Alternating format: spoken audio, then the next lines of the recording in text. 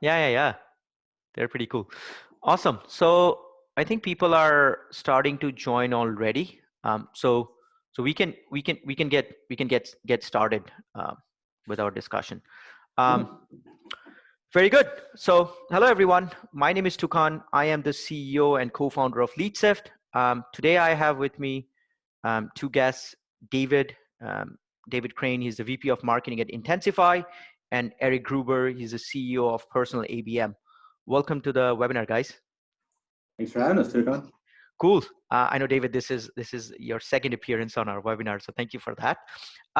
So today's webinar topic is actually pretty interesting in the sense we actually are going to talk about the whole idea of intent data in market consumers, how that makes sense from a target account list.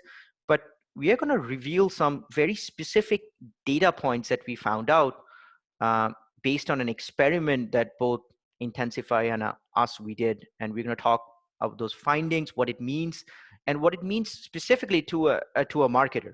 So I'm super excited to dive into this.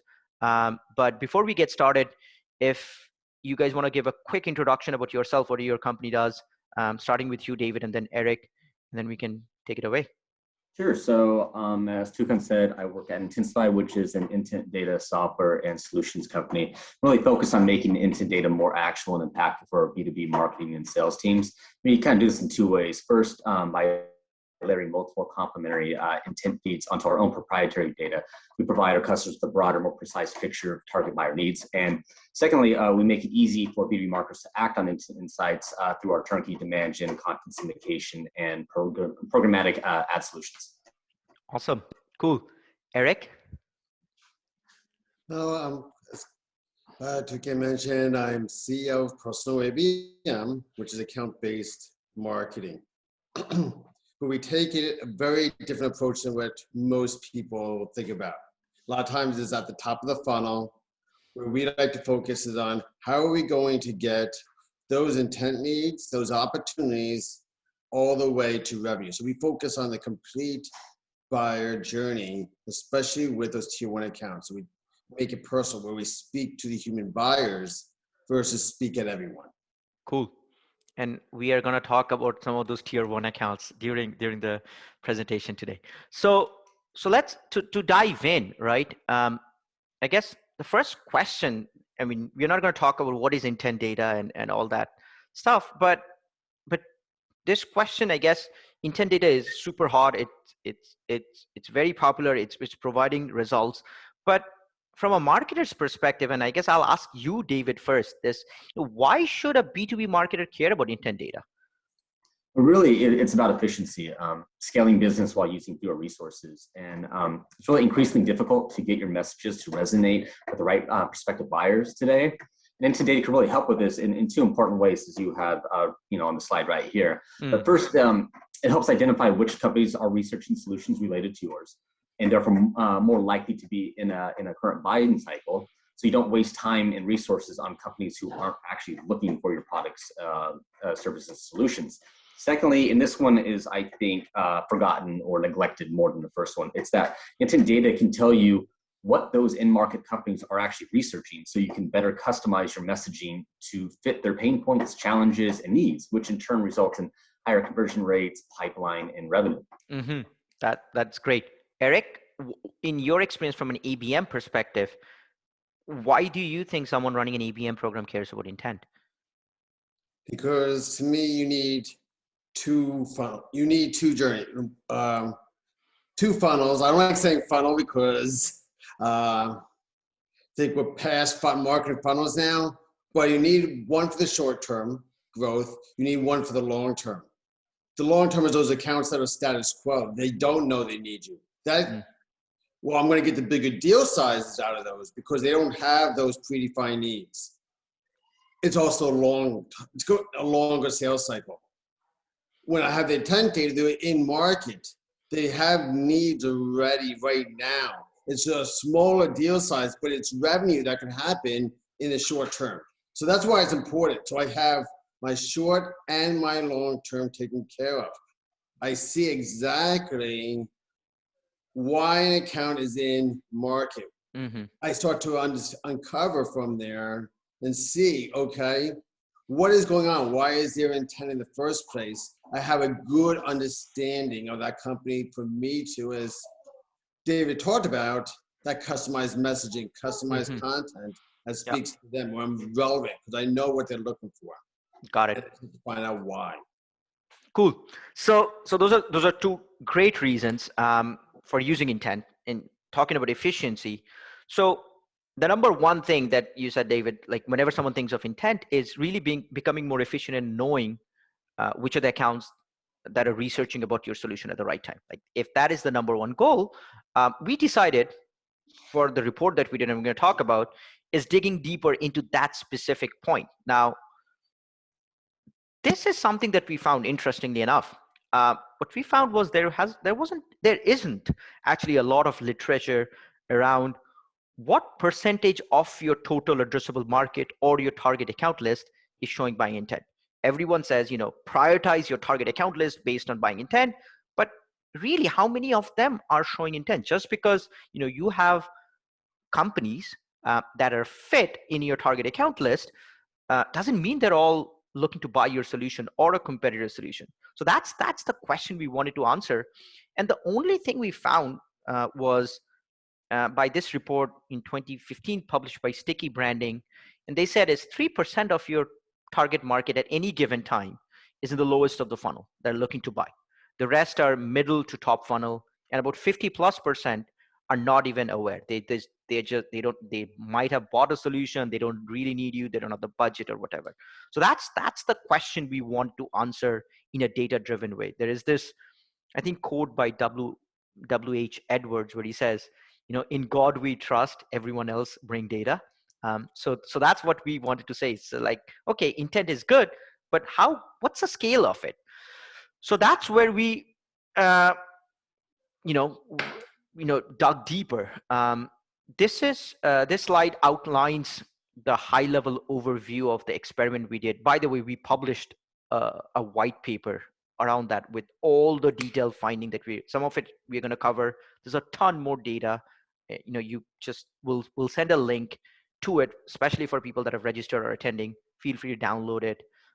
So for this, what we did was we looked at 114,000 target accounts. We selected a list of 114,000 target accounts with a mix of small, medium, and large companies in that. Our definition of small was any company between 1 to 200 employees. 200 to 1,000 were mid-size, 1,000 plus employees were enterprise companies, the large companies. We also interviewed, David and his team interviewed 290, close to 300 B2B marketers talking about intent. We're going to report on the findings there. We analyzed 3 categories for this experiment to find out what percentage are showing intent. We looked at HR tech, cybersecurity, and data storage. Pretty broad spectrum of verticals. Again, I think this holds across other B2B tech verticals, but we looked at these 3 broad verticals. We looked at 2 very different intent sources of data. One is Intensify's own proprietary intent stream of data that they used, and we also looked at our public web document data. So we looked at both of those data sources. We looked at intent signals captured within a 2-week period across these 3 categories and these 114,000 target accounts. And what we did was we looked at, I know some people have different opinions, and I'm going to ask you this, David, is we basically, for the sake of the experiment, what we said is if any company shows intent signals on 2 or more of subtopics within HR tech or cybersecurity or data storage, they are considered in market if they're above a certain score. In your experience, David, is that typical that you see, or? Yeah, well, it's kind of a complicated question. It's a good question, but it's a complicated one. I wouldn't say that if a company is spiking on just 2 topics or keywords, that necessarily means that it's in market to buy. It's more about the percentage we used here.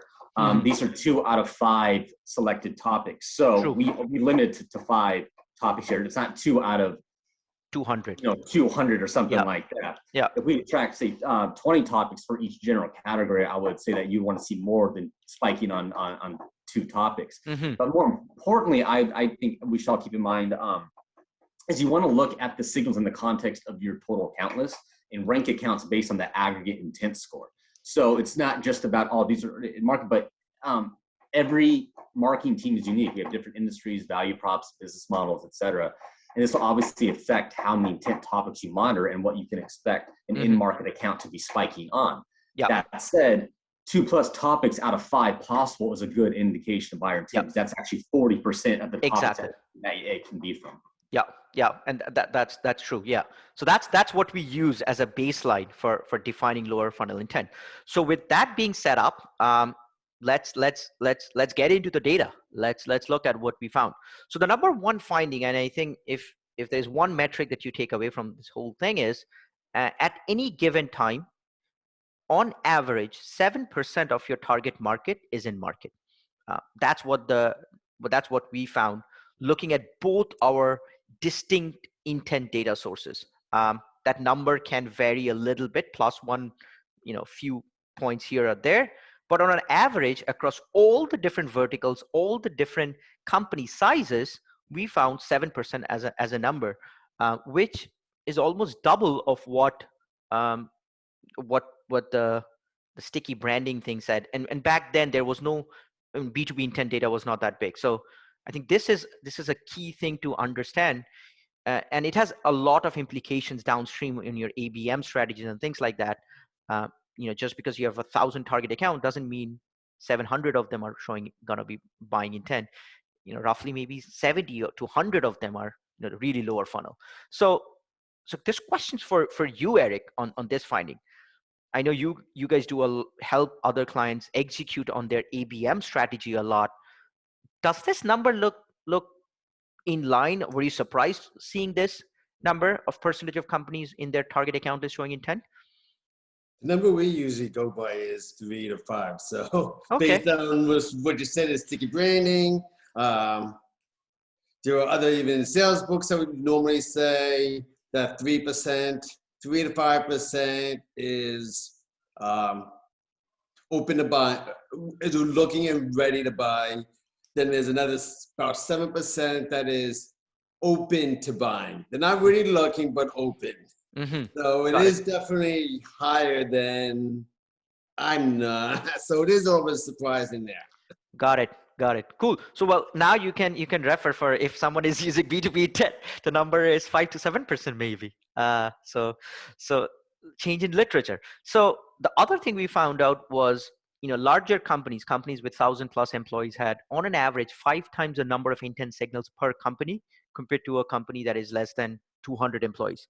And it's kind of obvious because sometimes they have 20 times more employees. They have more budget to buy different tools. Their processes are more sophisticated. So it is kind of intuitive in line with that they're showing more intent. Yeah, and Tufan, I would add on top of that, as far as the employee size, that can matter depending on the data type being used, but sometimes it's against a historical baseline, so it's not as important. One thing I think, the larger the business size, typically there's more product offering, more products to choose from, more services. So they're going to be tracking more topics that are out there, which means that there's more things that they can actually spike on. But then some data can tell you what this account or this company is actually interested in this product line or this service rather than this service. But the bigger the company, the more offerings they have, which means the more they're going to actually be spiking on or be in market buying any one of those products. 100%. What we didn't include in this webinar, what we also found was the percentage of the ratio of companies that are showing intent changes based on the vertical. So there's more people researching on an HR tech solution versus a data storage solution, which kind of makes sense because if you implement a data storage or an infrastructure product, the buying cycles are way longer. You don't replace it every year versus an employee engagement tool or application tracking tool that's a lot more volatile. So those are also interesting findings. Moving on. One interesting thing we also found was, and this was specifically to some of the data points that we identified in our stream, was the buyer persona level data. So for example, one of the things we found was in smaller companies, majority of the times, the people that are showing intent were a lot of the time C-suites and founders, versus in the bigger companies in Enterprise Plus, they're actually managers.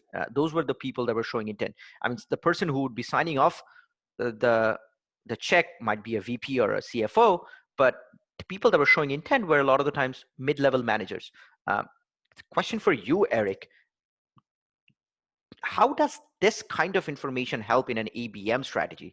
So you know from your target account list, X% are showing intent now towards a product offering, and now you know the buyer persona of those people. How does that affect the ABM strategy? How would you recommend? Well, as you said, a lot of those, especially the bigger companies that would be tier one accounts, it's the lower level people that are looking.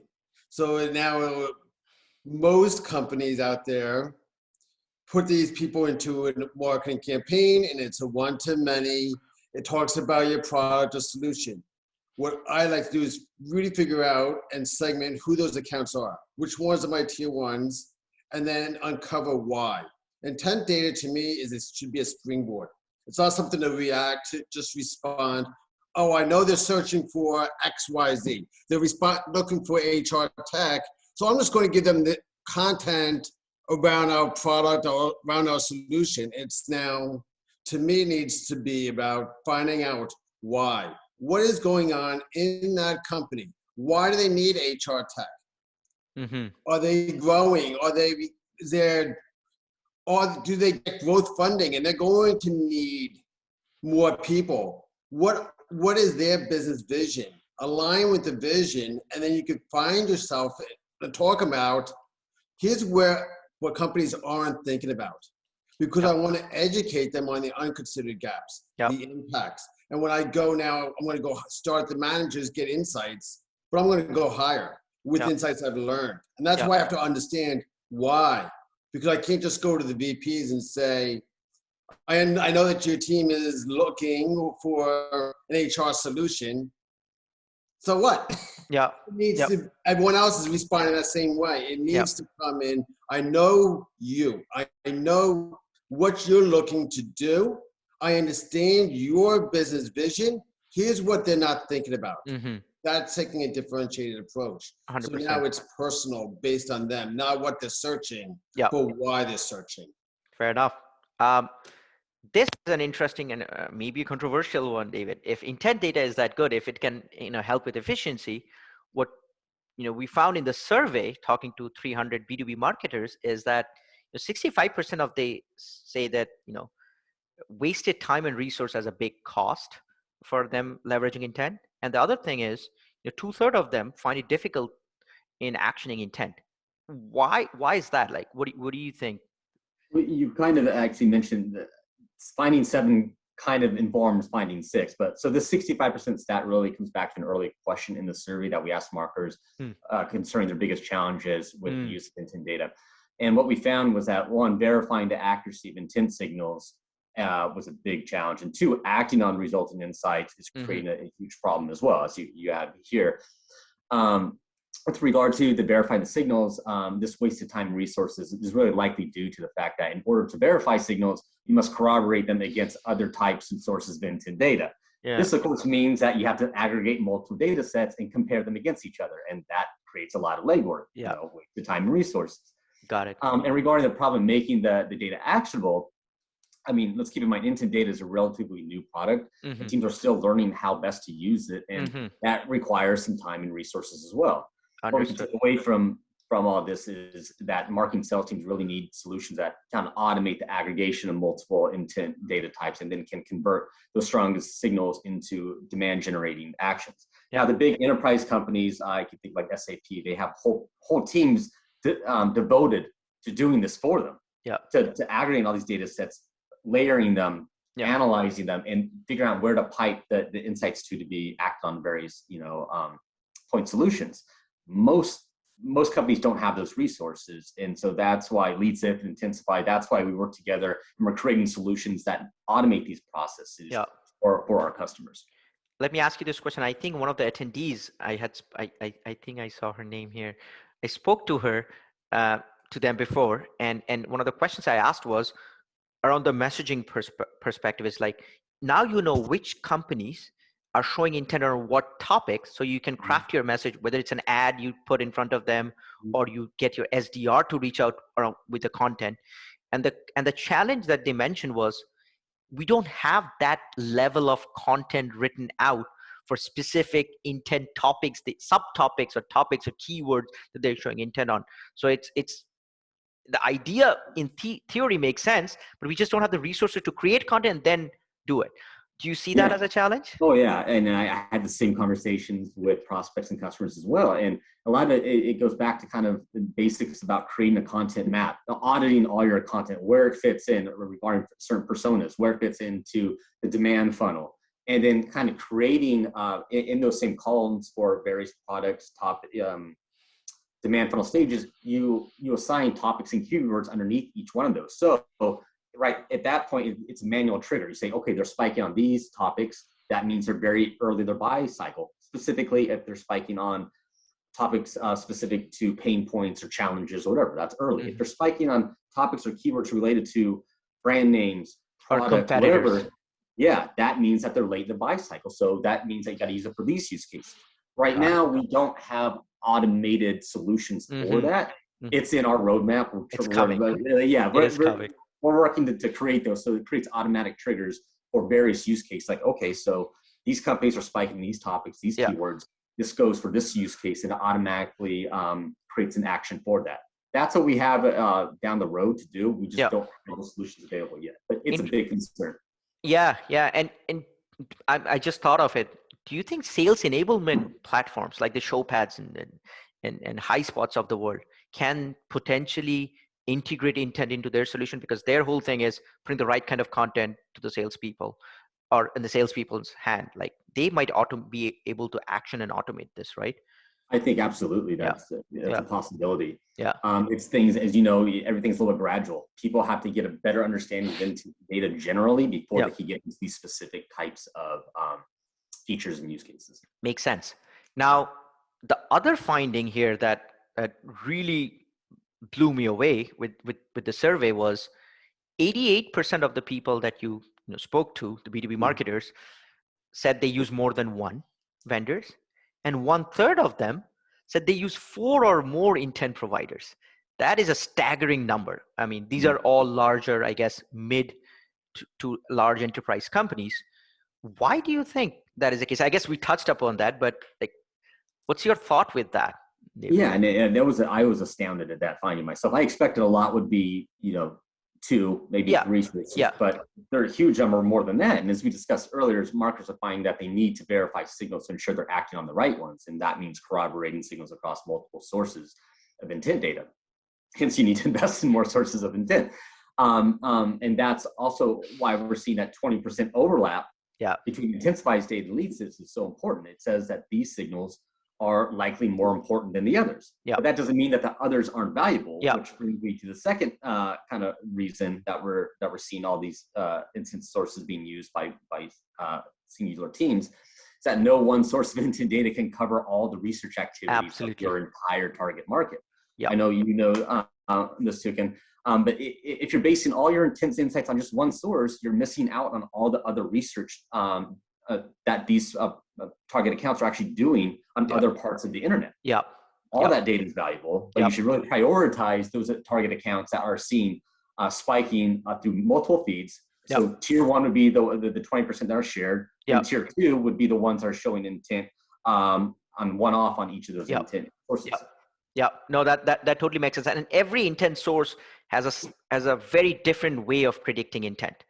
Your core source is very different than we do versus someone else's. So that totally makes sense. So this is an interesting finding we did, was once we saw that, 33% of them are using 4 or more sources, we said, well, let's look at the overlap. So we looked at the overlap of data for, I think this was for the HR tech segment or data security, I forget. What we found was, out of the people that were showing intent, out of the 7% that were showing intent, of the universe, 20% of those people were showing intent on both. Like, these are common accounts. They were showing intent on Intensifies and LeadSift stream, which is very interesting. And the remainder 80% was split between one or the other. So if you just subscribe to LeadSift's intent stream, you would miss out on the rest. If you subscribe to just one intent stream, you'd miss out on the rest. So that's why it is, I guess, to your point, it's important to understand different sources of intent, because we fundamentally believe there is no one single source of intent. I wish there was, but that's not true. Now, this is a question for Eric, like just doing some math, right? So let's say you're working with an ABM client, Eric, and the client comes to you. Let's say they're in cybersecurity, and they say they have 1,000 accounts that they're working with. That's the target account list. Um, they put intent layer on top, and they found 7% of them are showing intent. So that's what, 70 companies. Now, out of these 70 companies, and let's say they're using both LeadSift and Intensify Stream, and the overlap is 20%. 20% of 70 is roughly 15 companies. So 15 companies are showing intent really hard on both two different intent streams. The other 55 are showing on one. The remainder 930 are not showing any intent at that point. That number changes every day, every week, every month. If you are an ABM strategist, you go in, how do you act on this kind of information, like tactically speaking? Well, before you get tactically, you have to have your nurture strategy in place. I need to have the content. I need to have, to me, we need to be putting an account-based strategy in place while you're creating your intent strategy. As David's on Intensify, they did their own state of the intent data report, and I think it showed about 60% didn't know how to turn the data into insights or actually action on them. And it's because we're just throwing them into the campaign versus really, all right, now let's identify, are they a tier 1? Are they a tier 2? Are they a tier 3 account?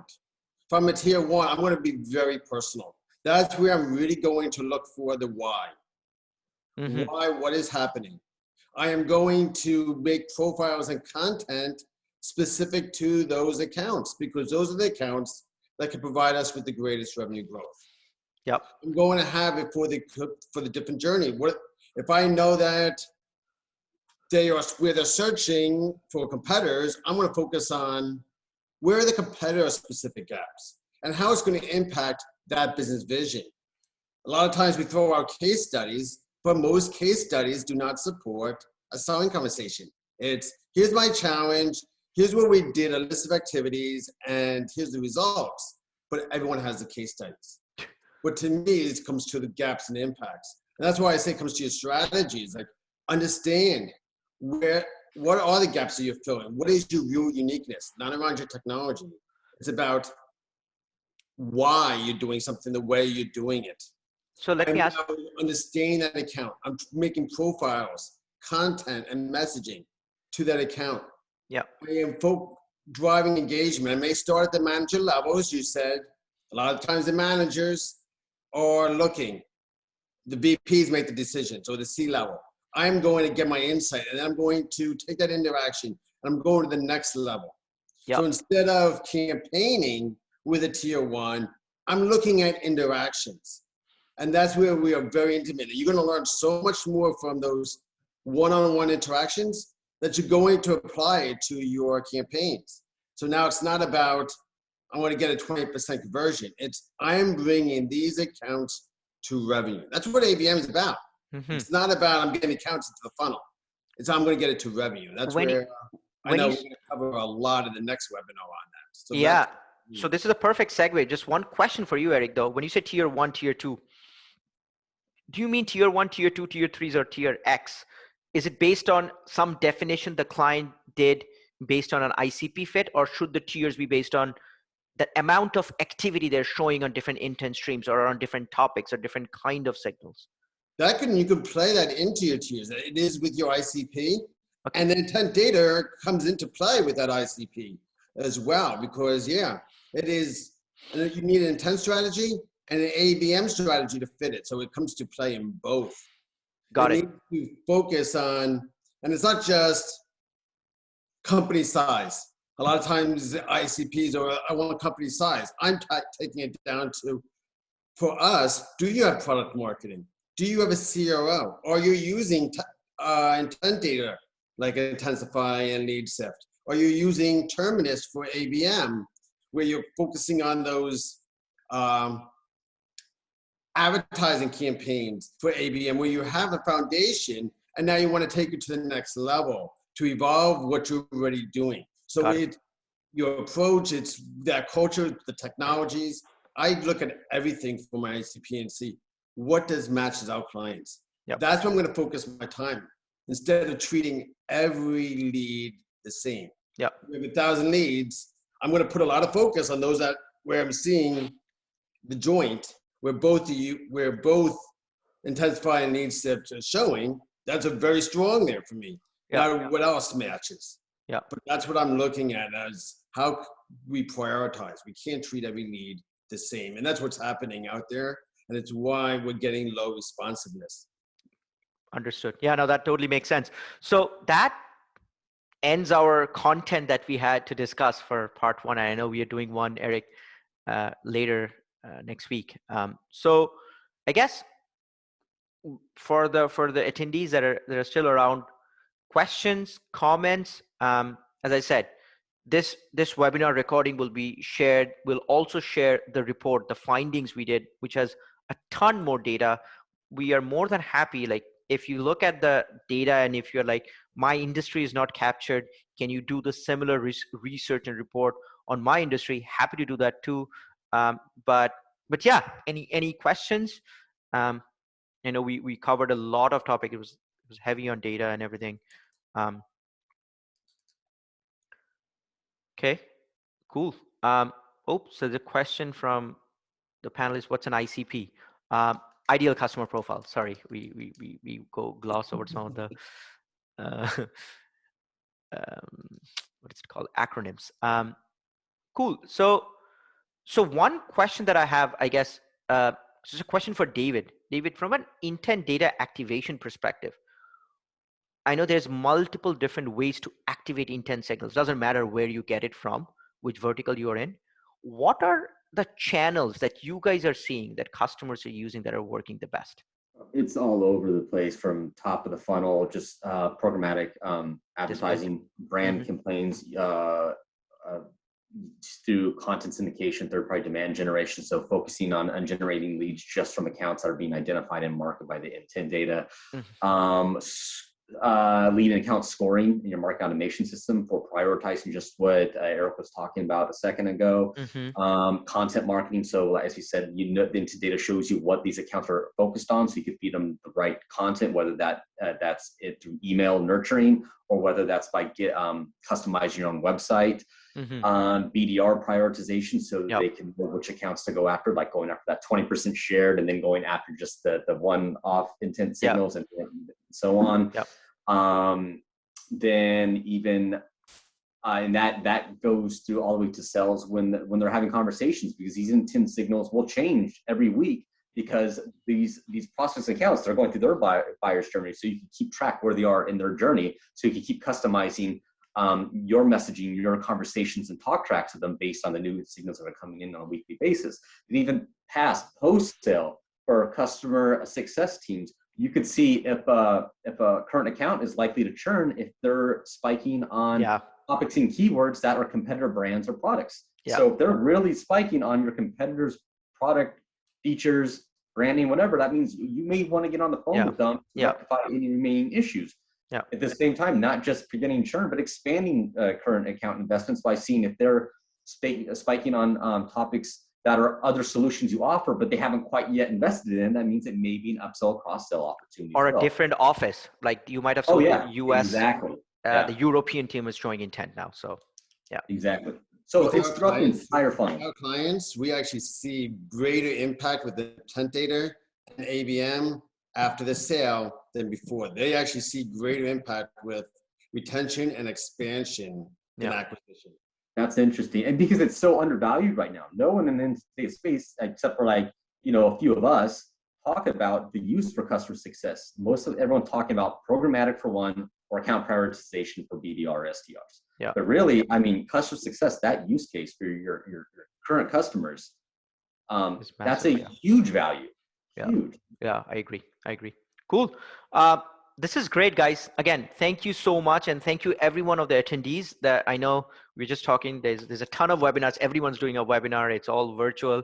So there is definitely a little bit of webinar fatigue. I hope this data that we covered was useful and we didn't bore you to death. Hopefully you found out something, and let us know over email. You'll receive an email from us with the recording and the report. And if you have any questions, let us know. We'll talk to you again later. Thanks, guys. Thanks so much, Sukan. See ya. See you, David. See you, Eric. Bye. Bye-bye. Bye. Bye, everyone.